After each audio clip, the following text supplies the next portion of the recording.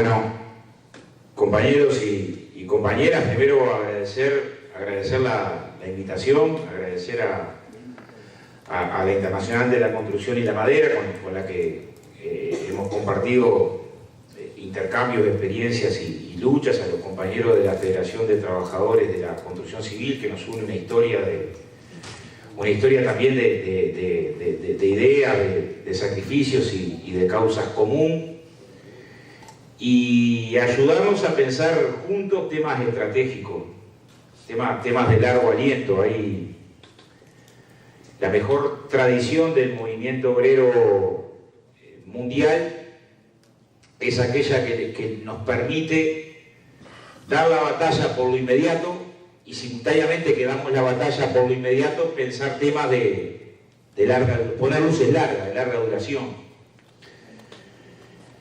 Hay una canción de Silvio Rodríguez que lo ubica desde la poesía. Dice: había tres hermanos que salieron a recorrer. El primero intentó mirar lejos solamente y al mirar lejos no veía lo inmediato y se tropezaba. El segundo solamente miraba lo inmediato y no tenía perspectiva de largo aliento, y el tercer hermano intentó un ojo en cada lugar, en la batalla reivindicativa inmediata, y simultáneamente tener una perspectiva general del movimiento obrero. En segundo lugar, porque esta es una actividad que nos intenta hermanar en una causa común de carácter internacional. Hay una larga historia, la mejor historia del movimiento obrero es esa, cuando fusilaron a los 8 ácratas después de la huelga que arrancó en mayo en Chicago. La clase obrera mundial tomó esa bandera como una bandera común. No siempre lo logramos. Hubo tragedias antes y después de eso, algunas más duras. Bueno, el fusilamiento de los mineros en Iquique, quizás de las más trágicas en América Latina, y no siempre logramos arrancarle a la memoria, pero la mejor tradición del movimiento obrero mundial es tener causas que trasciendan la frontera, y que trabajadores de la construcción de América Latina encontremos una reivindicación común en un aspecto que tiene que ver con la salud laboral y la seguridad industrial. Tiene un enorme significado. Yo compartía esta actividad con compañeros de la construcción de Uruguay y tenía una enorme alegría de que Perú instale esta batalla.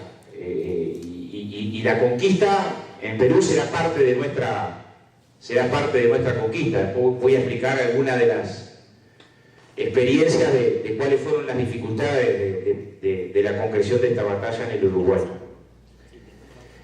Una segunda reflexión es que nuestra perspectiva histórica es encontrar una forma, es humanizar el trabajo. No es posible. O sea, es que en el trabajo encontremos la felicidad, y que quien trabaja no trabaja en condiciones de explotación. Y lo cierto es que el trabajo, históricamente, los sectores dominantes le han asignado una connotación negativa. Una herramienta de tortura de 3 palos cruzados, donde servía para torturar delincuentes, se llamaba tripalium, que es la etimología del término trabajo. O sea, el término trabajo siempre se le adjudicó, bueno, mismo en la Grecia antigua, el ocio era para el noble y el trabajo para el esclavo. Era algo denigrante el trabajo. O un castigo bíblico. Ganarse el pan con el sudor de tu frente significaba un castigo, que estaba castigado a ganar el pan sudando. O después de la revolución industrial, la precarización del trabajo como constante. Entonces, la batalla por la salud laboral es una batalla que se da dibujada en esa contradicción, que hay una tendencia mundial a la precarización del trabajo, de fuerzas poderosísimas que tienden a la precarización del trabajo. ¿Esto quiere decir que negás la posibilidad de la negociación o el diálogo? No negás la posibilidad de la negociación o el diálogo. Entendés el diálogo en esa condición material, que hay tendencias globales, brutales, a pensar el cambio científico-tecnológico al servicio de pequeños poderosos. Son grandes. Y una mirada global del trabajo, nos tenemos que, desde mi punto de vista, acostumbrar a lograr una mirada global del trabajo, tendría que interpelar una formación económica social que, según los datos de las tendencias globales del empleo de la Organización Internacional del Trabajo, de la Organización Internacional del Trabajo del 2017, nos dice que tenemos en el mundo 1.400 millones de trabajadores, 1.400 millones de trabajadores en condiciones de trabajo precario, con niveles salariales menores a los $3 diarios, que hay más de 200 millones de desempleados en el mundo, que hay 150 millones de niños que trabajan, la mitad en los trabajos más brutales, y que en medio de un cambio científico-tecnológico gigantesco hay 20 millones de esclavos, según la Organización Internacional del Trabajo. Hay organizaciones que trabajan sobre esto que todavía estiman que es más dura la circunstancia de la precarización del trabajo, y en términos de salud laboral, cada pocos segundos muere un trabajador víctima de siniestro mortal, la mayoría de las veces con crímenes de los empresarios por no respetar las medidas de salud y seguridad. Cualquier estudio fino de las tasas de siniestralidad ubican que está en la precarización del trabajo la condición principal de la siniestralidad mortal. Como pasaba en la opinión que colocó recién el viceministro de Trabajo, secretario acá, de que esas cosas no son noticias, no se encuentran en estudios, cuesta mucho. No nos interpelan, no nos indignan lo suficiente.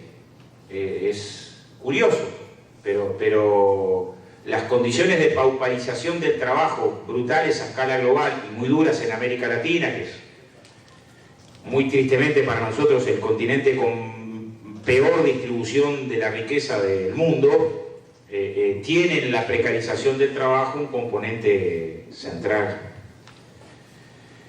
Es larga la lucha de los trabajadores, en particular de los trabajadores de la construcción, por levantar una proclama común que es de elemental sentido común. Trabajador que debe ir a trabajar tiene que volver vivo.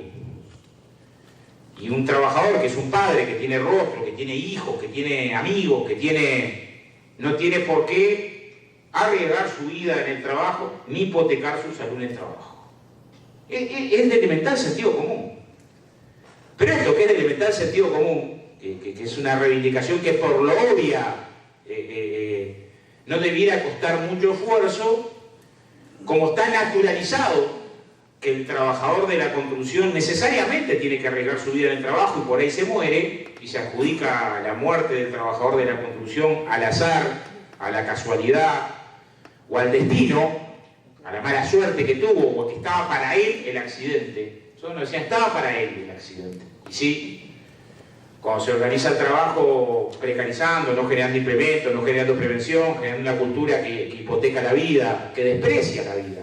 Problema continental. Yo recuerdo, y ya le hago pie a Mauro, hace unos años visitando Argentina, había sucedido que en una construcción una pared cae y aplasta a dos muchachas que estaban haciendo, del otro lado de la pared medianera, estaban haciendo ejercicio, era un gimnasio, y mueren. Y se armó un escándalo que duró semanas acerca del drama de esas dos muchachas que habían ido a hacer ejercicio y murieron. Si la pared caía para este lado y se morían los dos albañiles que estaban construyendo, a nadie le hubiera generado mucho impacto. Y no estoy diciendo que no importe en la vida de estas muchachas, que es una tragedia. Las dos serían tragedias. Ahora, una es una tragedia que se acepta naturalmente, porque pareciera que el albañil estaba para eso. Estaba para también arriesgar su vida en el trabajo. Y el arriesgar su vida en el trabajo es algo que nos venden como natural. Y la batalla cultural hacia adentro, con nuestros propios compañeros y compañeras de trabajo, con la sociedad, para no hipotecar, para no convencernos, para luchar desde el punto de vista contrahegemónico, es una batalla que cuesta mucho. Yo hace casi 40 años que decidimos que cada vez que muere un trabajador víctima de un siniestro mortal, el resto de los compañeros dona una hora de trabajo para la familia y al otro día hay un paro como respuesta de toda la industria de la construcción a escala nacional. Las cosas que nos han dicho por esta medida es increíble, nos pegan. Pero también es cierto que llegábamos a tener en nuestro país 15, 20 siniestros mortales y llegamos a tener ahora un proceso que se cortó en junio de este año, 18 meses sin que muera un trabajador víctima de siniestro mortal. Las batallas que tienen que ver con reivindicar la vida, la condición de vida y la salud laboral son batallas que tienen un contenido ético desde el punto de vista de clase que es indispensable. Lo primero que pasa es por sentir como uno de nosotros, sentir el rostro, sentir los hijos que quedan huérfanos, sentir ese dolor y transformarlo en organización, en programas, en reivindicación, en acciones. Las acciones van en diferentes planos, no hay solución mágica, claramente. La prevención es una, armar sistemas de prevención de siniestro, ubicados en la discusión de la estrategia sindical, es un terreno. La formación es otra, batalla campal por cambios que son culturales, de conocimiento de normas, es un terreno de una multidimensión de los temas de salud laboral. La fiscalización es una pata principal porque uno puede encontrar un montón de normas abundantes y si no existe una fiscalización adecuada, difícilmente podemos decir que avanzamos. Más puede haber mucha letra muerta escrita que nada tenga que ver con la realidad, la letra muerta escrita. Solo después de 20 años de acciones sindicales logramos en el 2014 un hecho que es histórico, que es que la fiscalización sea nuestra. Y que el representante sindical en el centro de trabajo pueda clausurar lo que haya que clausurar. Y que en todo caso, si después llega el gobierno, verifique. Pero la primera clausura se delegue al representante sindical en el centro de trabajo y que la voz del representante sindical en el centro de trabajo no tenga autoridad por encima para la clausura en materia de salud y seguridad. Es el decreto 125 del año 2014. Esto generó una campaña de terrorismo por el sector patronal. Decíamos, bueno, a partir de ahora, los brutos, los que no están para hacer nada importante, porque hay un componente también muy aristocrático, muy elitista, que piensa, bueno, que el trabajador puede servir para todo, para cinchar, pero no puede servir para fiscalizar. Y a partir de que logramos que la fiscalización fuera social, antes teníamos la fiscalización en el poder del Estado o en el poder de la empresa mismo y sus técnicos previsionistas, la siniestralidad se redujo a la mitad. A la mitad. La cantidad de siniestros anuales se redujo a la mitad. Y la cantidad de compañeros que tuvieron que ir al banco de seguro o que quedaron con una discapacidad de por vida resultado de un siniestro se redujo a la mitad. Ahora estamos en una batalla porque esa normativa que amparó, que construyó un poder social, o sea, la posibilidad de que los delegados de salud y seguridad tengan capacidad de fiscalización, se extienda a todas las ramas de actividad. Y es un escándalo. Es un escándalo a veces. El resto de los sectores empresariales en Uruguay entiende que eso es casi como un veneno para la economía, porque son de la idea de que la economía funciona cuando no hay regulación social ninguna. Me contaban los compañeros de Brasil que un candidato, yo puedo decirlo sin creerlo, puedo creer todo de Bolsonaro, pero un candidato de la extrema derecha en Brasil se pronunció públicamente de que los ministerios de trabajo son los ministerios de la desgracia, porque promueven las desgracias en la economía, que es los derechos sociales y laborales. Un momento muy triste que vive Brasil, donde ponen una ley que una mujer embarazada puede trabajar en condiciones de insalubridad en el siglo XXI y a uno le genera mucha indignación que nos pase eso en América Latina hoy. Pero la tercera batalla, prevención, campañas de sensibilización, formación, educación. Cuarta, fiscalización. Yo creo que no hay otro mecanismo en la fiscalización que la fiscalización social. Sanciones, estructura de sanciones, registro de empresas infractoras, clearing de las empresas. Esta es otra batalla campal muy dura. A las empresas les resulta importante tener su foja de servicios en cero siempre.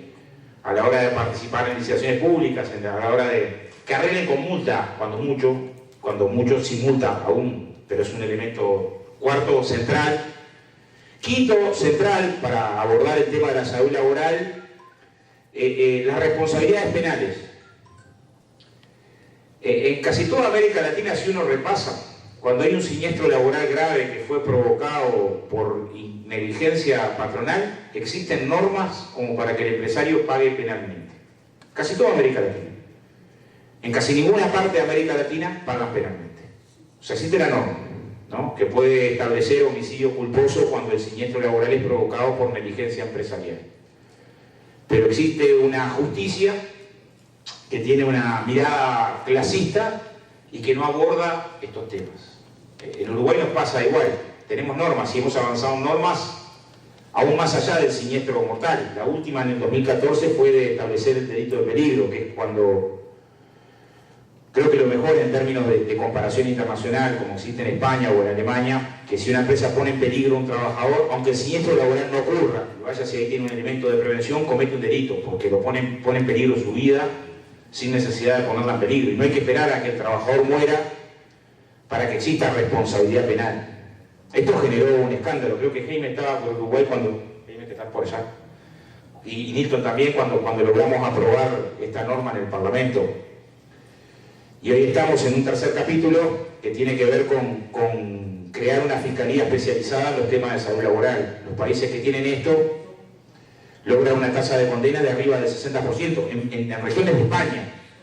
Nosotros a veces preguntamos, si la tasa de condena ante siniestros mortales en España es arriba de un 60%, ¿es que en América Latina trabajamos tanto mejor que en España como para que la tasa de condena en América Latina sea menor al 1%? Es menor al 1%. No, mira, toda América Latina, y de cada 100 siniestros mortales que hay, la tasa de condena al empresario es menor al 1, 60 veces menos que en España. No, tendremos que preguntar. Ahí surge una contracampaña que dice, ¡ay!, quieren meter a todos los empresarios presos. No, queremos que los empresarios cumplan para no tener que enterrar compañeros por ir a trabajar. No es un problema de que pensemos que la cárcel resuelve. Y no queremos que haya impunidad cuando irresponsablemente se condena la vida de nuestros compañeros, porque nos duele la vida de nuestros compañeros. No hay pena más grande que un compañero trabajador pierda la vida en el trabajo. En medio de esta perspectiva global es que incorporamos los temas de salud laboral. Unos generales que tienen que ver con un elemento que también tenemos que colocar en común en América Latina. Nos apoyamos en la experiencia que tuvieron los compañeros en la Argentina, que espero que les dure a pesar del macrismo, que es haber logrado la posibilidad de jubilarse a los 55 años. En Uruguay logramos un avance para jubilarnos a los 58, pero estamos en una batalla para intentar mejorar los años de la jubilación, porque los obreros de la construcción nos morimos antes. Sufrimos envejecimiento precoz, morimos antes. Todos morimos antes.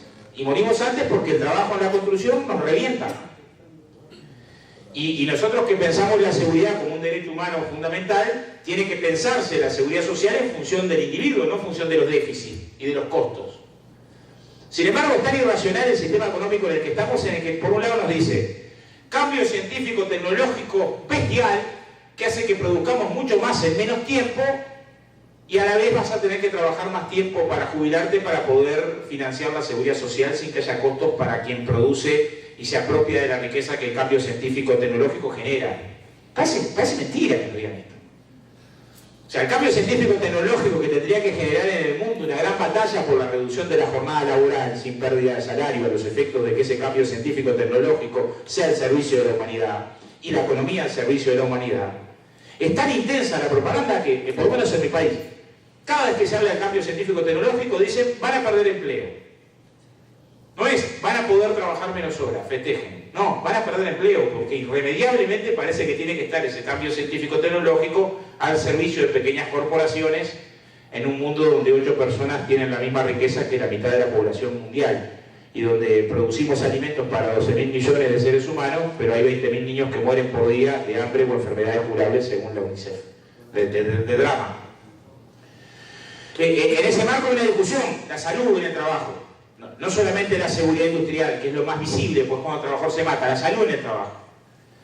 Y dentro de la salud en el trabajo reclamamos el 11 de mayo de 1958 la bolsa de Portland de 25 kilos. 11 de mayo de 1958. Se fundaba el sindicato, primer congreso, y parte de la definición del congreso precisamos la bolsa de Portland de 25 kilos.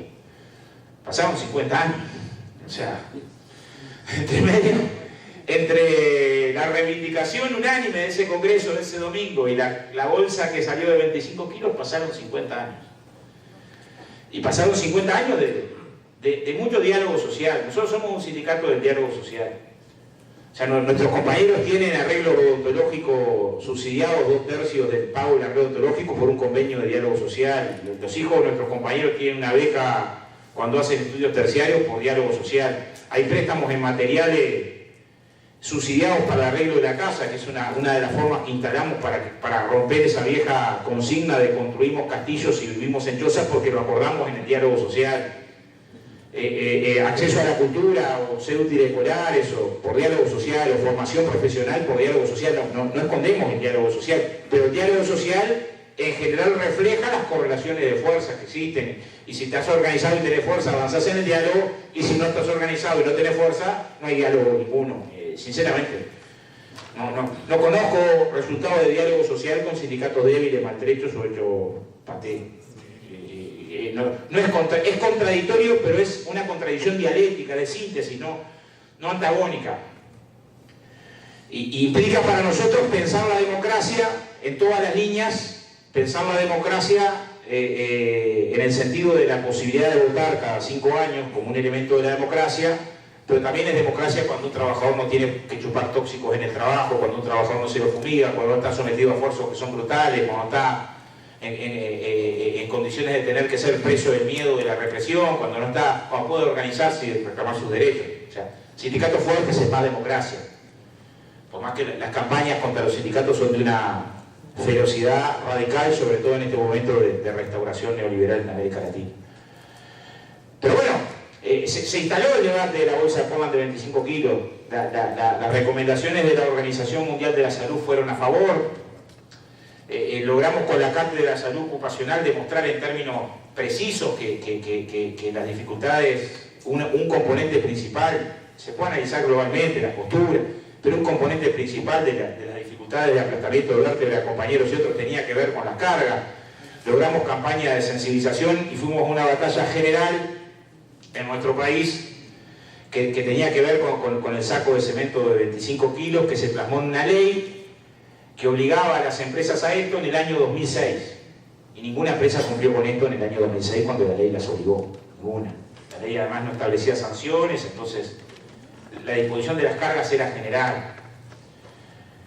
Entonces nos pasó la experiencia concreta que logramos un acuerdo que se estableció después en norma, que sentó un antecedente que era de enorme importancia para el movimiento sindical todo, pero que nadie cumplía.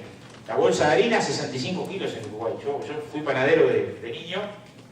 Después te pones a pensar, con 13 años levantando 65 kilos, salvás la espalda de milagro. De milagro. La azúcar 50, la de Portland de 50, además con esa experiencia que decía el compañero. Muchas veces partimos en la industria con la perspectiva de que el más guapo, el que tiene más valor, es el que no usa el implemento de seguridad. Ahora, ese no es un problema del individuo, es una forma cultural que nos impone, que está construida socialmente. Es una batalla más compleja, no es el individuo que no quiere usar por qué. A veces por distintos motivos.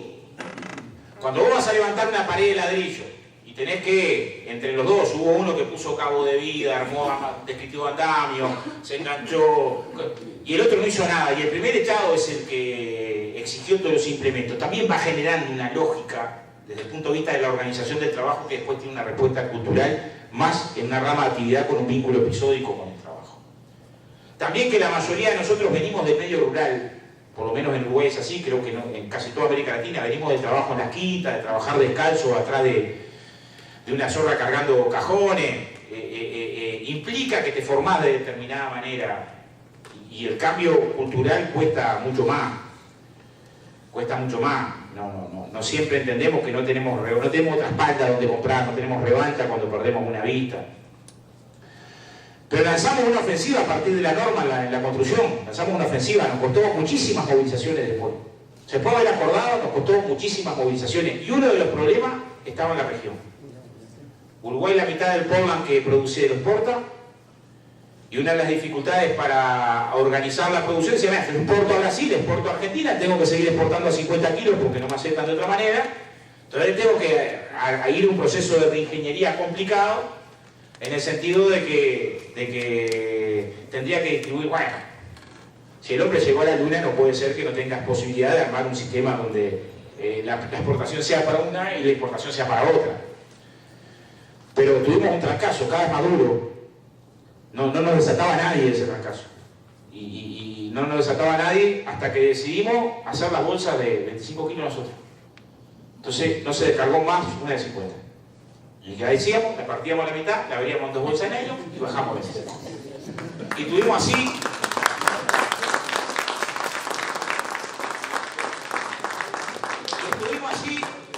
casi 3 meses, fue un escándalo, pasamos a ser una organización terrorista. Dijeron, bueno, está, porque se pierde el Portland, mientras rompen el Portland. Y yo, ¿cómo no se va a poder? Vean, eso podemos. Podemos, y ahora los compañeros bajan de 25 y ahí rápidamente lograron comprar la máquina y reorganizar la producción. ¿Qué quiero decir? Yo reivindico el diálogo social porque el capitalismo tiende a la desregulación como la planta tiende al sol y necesita que no exista diálogo social, que no exista negociación colectiva. Sería una torpeza táctica abandonar la trinchera del diálogo social, y con todas las críticas que uno puede hacer, el papel de la OIT es un papel del tripartismo y avanzamos en el tripartismo y refleja determinadas correlaciones, más allá de que cuando tenés una mayoría de gobiernos conservadores y una... Yo voy a poner un ejemplo. Uruguay está por entrar en la lista negra en la OIT, como país que viola los derechos empresariales, por la existencia de negociación colectiva obligatoria. Y por más que tenemos que del lado sindical vamos a tener un voto a favor, es altamente probable que el año que viene pasemos a una lista negra, donde hay países que asesinan dirigentes sindicales, trabajo infantil, y nosotros que parece que no respetamos los derechos humanos de los empresarios porque existe negociación colectiva obligatoria. Es de pánico, pero no es un problema de la OIT, en todo caso es un problema de la correlación de fuerzas sociales en el planeta, que se ha inundado de gobiernos conservadores y se ha inundado y la postura de la internacional global de empresarios, que ve como un peligro la existencia de ámbitos de diálogo social que han obligado, por ejemplo, a que en Uruguay la trabajadora doméstica tenga derecho a la negociación colectiva, un elemento inédito. Entonces no, sería llamarnos a la confusión, un planteo muy infantil, pensar que el problema es el tripartismo, ¿no? En todo caso es la correlación que todavía no tenemos, por eso nos preocupa alguna de las cosas que pasan en la región que también nos limitan objetivamente, pero confiamos en que los compañeros de Brasil y de Argentina logren revertir una tendencia que está muy complicada a escala continental. Hasta que ahí parió la primera bolsa de 25 kilos, la tenemos, los compañeros que conocen el Zoom, ¿cuánto la tenemos guardada en el sindicato hasta ahora? Cuando salió la primera, y pasó lo siguiente.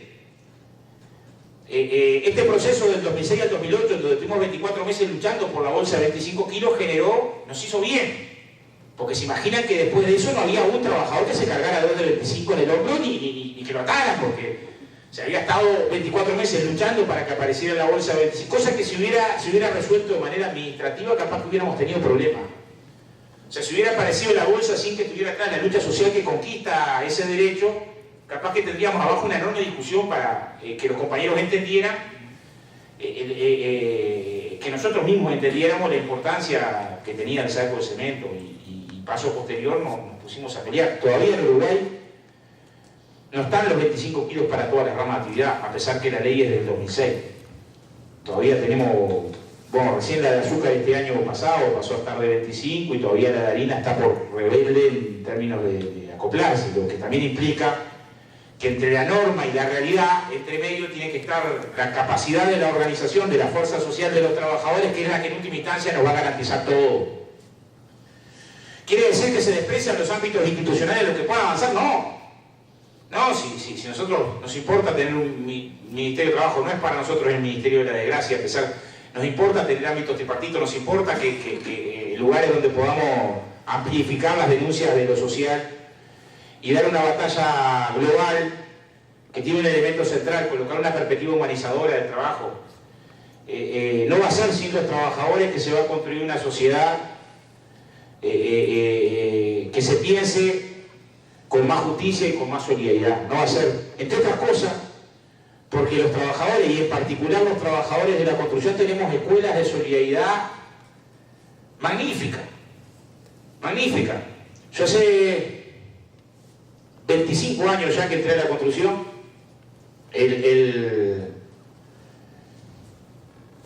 y es una escuela de ética la construcción, es una escuela de ética. No me olvido más la primera obra que pisé, casi siempre venís de pasar muy mal cuando entras recién a trabajar o de cargar una desocupación media larga, que los compañeros esa semana te inviten a la olla común de la obra sin cobrarte, implica un gesto humano.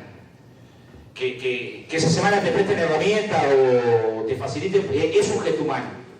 Que cuando tenés un hijo enfermo no falta quien se anote para donar sangre o para... Es un gesto humano. Porque no nos pueden explicar a los trabajadores de la construcción lo que es pasar mal. No porque nos resignemos a pasar mal. Luchamos para tener una vida digna. Pero transitamos esa experiencia que funde desde la piel. Entonces yo saludo a los compañeros de la construcción del Perú, saludo a la ICM que rápidamente chapó esta campaña, recuerdo hace 10 años por lo menos con Nito. A nosotros nos llenó de alegría porque el internacionalismo no puede ser solo un himno, son encontrar causas concretas, y claramente encontró una causa concreta para aglutinar. Y mañana tendremos otra proclama y otra batalla y otra y otra.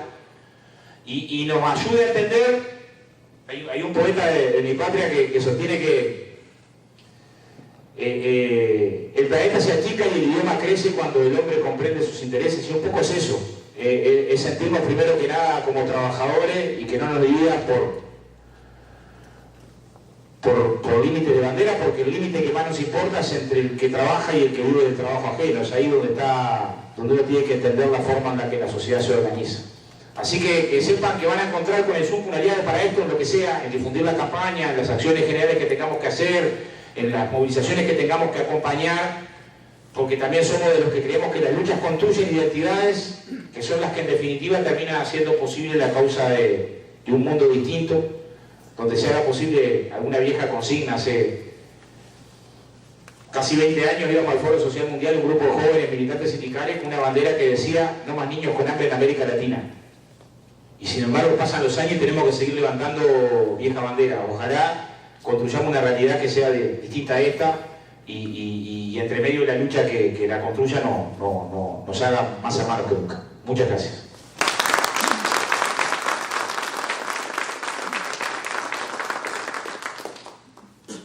Muchas gracias, compañero Oca. Muy interesante e importante lo que nos ha mencionado, la forma como ellos han desarrollado su lucha para luego ya, a partir del 2008, como lo ha señalado, se ha logrado consolidar ya la fabricación, el embalsado del cemento a 25 kilos, pero para eso han desarrollado una serie de jornadas de luchas y acciones, porque nada viene simplemente también por el diálogo, porque tiene que estar acompañado de acciones, ¿no? Conforme se van dando las tratativas y llegar al objetivo. En ese sentido, vamos a pasar a un rol de preguntas de los compañeros que le han pasado, creo, en el papelito. Si han formulado alguna pregunta, lo pueden hacer llegar a través de, o si no, allá atrás el compañero también está levantando la mano, podemos facilitar el micro, por favor. El compañero también viene de la Delegación Internacional de Chile. Buenas tardes, soy Ángel Ayala, vengo de Chile, represento a Fetracoma, y antes de hacer la pregunta, igual quería decir una cosa, igual, que es súper breve, súper corta, como me han permitido la palabra. Quería pedir igual un minuto de silencio porque en Chile hoy día igual estamos en vísperas de celebrar y conmemorar los compañeros de la UE caídos en el año 70, 73. Que igual, más que celebrar el triunfo, o sea, más que celebrar un presidente en sí, celebramos el triunfo de la UE y conmemoramos también la caída de ellos, ya que los trabajadores de los trabajadores de la construcción cumplieron un rol fundamental dentro de ellos para que Salvador Allende pueda llegar a la presidencia. Entonces, igual, como todos sabemos que la base organizativa que nosotros llevamos, de Sintec Chile, Fetracoma, sabemos que nosotros, que un pueblo sin memoria es un pueblo sin futuro. Entonces, quería pedir un minuto de silencio por los caídos y por la conmemoración del triunfo. Bueno, a ver si acompañamos con el pedido del compañero.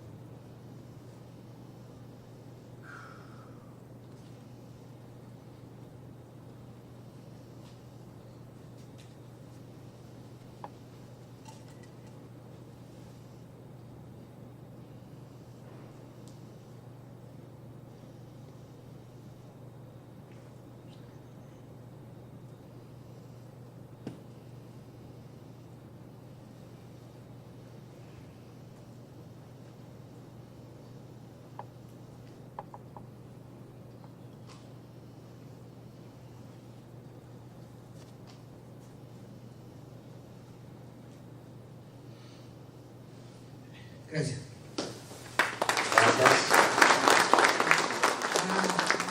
Gracias, Igor. Ahora viene mi pregunta.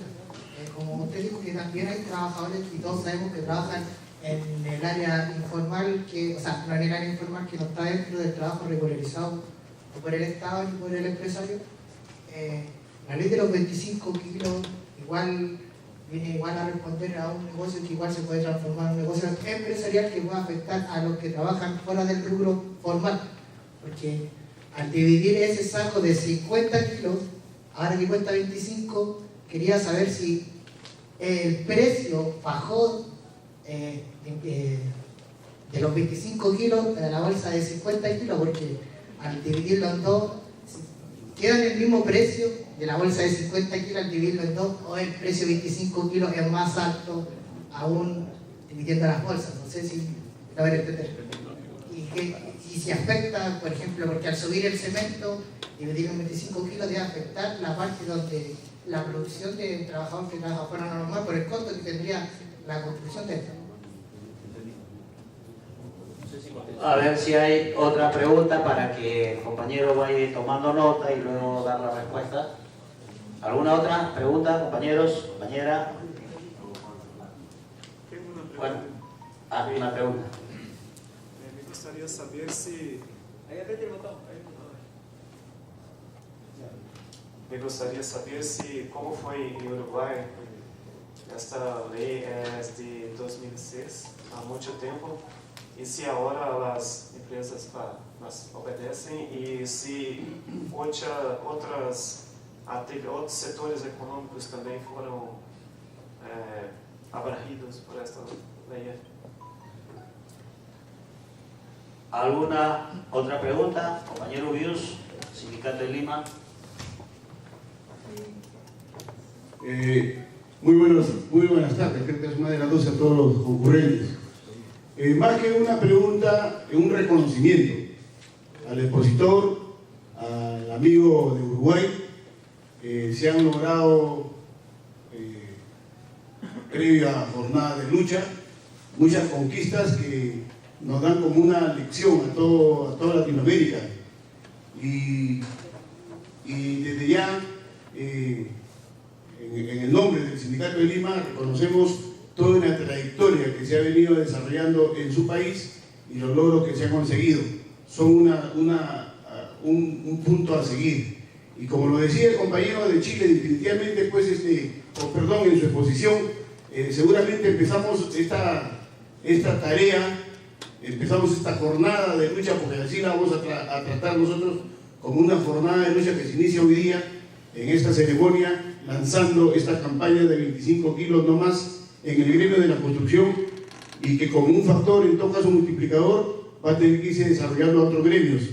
Y en función a eso, queremos en el futuro la solidaridad, una vez más, de todos los países, no solamente de Uruguay, sino de todos los países. Y para terminar, mis más sinceras felicitaciones y que sigan los logros y los éxitos en su país y en su gremio. Bien, a ver, Primero, creo que la la más importante es la pregunta que hace el compañero de Chile, es que cada vez que tenés arriba de la mesa un avance de seguridad social, de salud laboral o salarial, cualquiera fuera de la discusión, la contrapropuesta es cuesta. Y sí, cuesta, ¿no? O sea, la primera reacción del capital ante cualquier avance nuestro cuesta, siempre. El problema de nosotros es tratar de invertir esa lógica. Yo voy a poner algunos otros ejemplos para que se entienda. Hace 8 años, después de también, no sé, 100 y pico de años de pelea, logramos que si llueve y se suspende el día por lluvia, el trabajador cobre 6 horas de trabajo, ¿no? Aunque no trabaje 5 minutos, que se le cubra por lo menos 6 horas de esa jornada. Fue un escándalo, fue un escándalo. Y muchos reaccionaron, empresarios, diciendo, es del principio, ¿cómo voy a pagar sin trabajar? Nosotros decíamos, bueno, pero ¿cómo trabajó va a perder si no es culpa de él? No es que no trabajó por su responsabilidad, ¿no? Él tiene que alimentar a sus hijos, ¿no? ¿Qué es más importante? Y claro que tenés una diferencia, es evidente que no es graciosamente que se logra a esa plataforma estaba desde antes que existiera el Uruguay. O sea, nosotros encontramos una carta que le mandaban trabajadores de la construcción que estaban haciendo la fortaleza de Santa Teresa al virrey en 1764, que estaban reclamando por los días que perdían por factores climáticos. Más vieja que antes que Artigas hiciera la reforma agraria. Entonces, ese es un debate que está instalado. Yo pongo un ejemplo de una batalla de hoy. Nosotros estamos dando una batalla campal. Este 1 de mayo se juntaron cientos de miles de firmas porque se les respete el trabajo a nuestros compañeros que quedan con discapacidad. Porque quedan con una situación de discapacidad, culpa de los empresarios. Y decidimos cambiar nuestra mentalidad sobre este tema. Históricamente, cuando teníamos un compañero que quedaba con la espalda maltrecha, por ejemplo, terminaba esa obra, el compañero nunca más conseguía trabajo en la construcción, y nuestra mirada era, pobre Mauro, por ejemplo. Mirá lo que le pasó. Qué mala suerte tuvo. Hasta que en un momento dijimos, no, qué pobre Mauro. Tiene que poder trabajar. Y si no puede hacer fuerza, será el compañero que lea el plano, que indique las medidas, ¿no? Y no hará fuerza, pero tienen que darle trabajo. Será el que esté en español anotando las herramientas, pero no puede quedar en banda. Es nuestro compañero. Pero la respuesta es un poco la que decía el compañero ahí, eso me cuesta, decía la cerveza. Eso me cuesta. Y hoy empezamos a incorporar que cada 25 trabajadores tiene que haber por lo menos uno de nuestros compañeros que queda en situación de discapacidad, en particular por cómo el trabajo te deja en condición de discapacidad. Y implica una relación básica de humanidad, ponerte en el lugar del otro. Los datos de la perspectiva trabajo-discapacidad en la construcción triplican el promedio en América Latina. Triplican. ¿Y qué? ¿No lo vamos a hacer hacerse cargo? Al menos de generar condiciones de continuidad laboral. ¿No es una batalla también en términos de causa común para...? Claro, la primera batalla es pelear para que no quedes en situación de discapacidad, pero mientras tanto, no dejar en banda al trabajador que tiene que enfrentar esa situación tan compleja, porque socialmente se lo genera, ni hablar a quien nace en una situación de discapacidad que también está incorporada en esta normativa. Pero es una batalla central. El incremento de los costos de la bolsa de Portland de 25 kilos fue mínimo, no llegó al 2% del valor del cemento. Pero el problema no es mirar el incremento de los costos de ese 2%, sino mirar la reducción de la cantidad de compañeros con problemas osteomusculares a partir de la bolsa de 25 kilos. Y fue importantísima. Y si fuera baja, igual sería importantísima porque un trabajador es mucho. Desde una perspectiva de clase, un trabajador es mucho. No hay bolsa de 50 en Uruguay. No hay ninguna. O sea, si uno va a Uruguay y quiere encontrar una bolsa de 50 kilos, no va a encontrar. No hay. No se produce más, está prohibido. Y efectivamente no hay. No existe. O sea, no existe ese margen de posibilidad de incumplimiento. Por lo menos hace 10 años no hay. En las demás sectores de actividad, yo lo decía un poco al principio, en algunos se ha empezado a cumplir, en otros más lento, y toda la velocidad de cumplimiento tiene que ver con la capacidad de reivindicación de la base social organizada, de poner el tema en la agenda. No todos los sindicatos logran, yo creo que para esto es muy importante la representatividad. Ahora, nosotros tenemos un sindicato, somos un país muy pequeño. Uruguay es un país parecido a Panamá, 3 millones y pico de habitantes y 45.000 trabajadores de la construcción.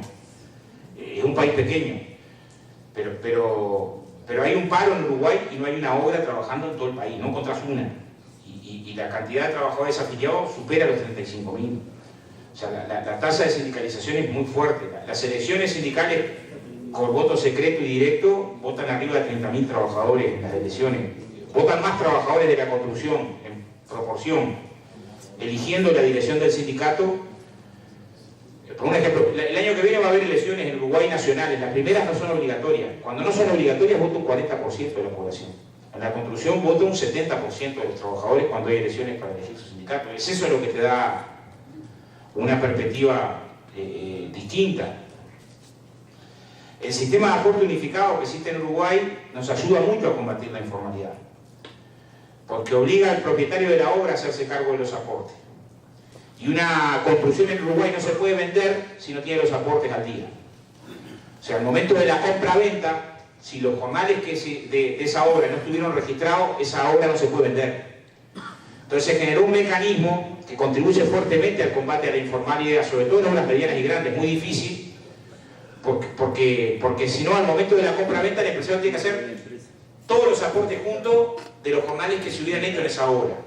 Entonces la evasión de aportes es una trampa a mediano plazo.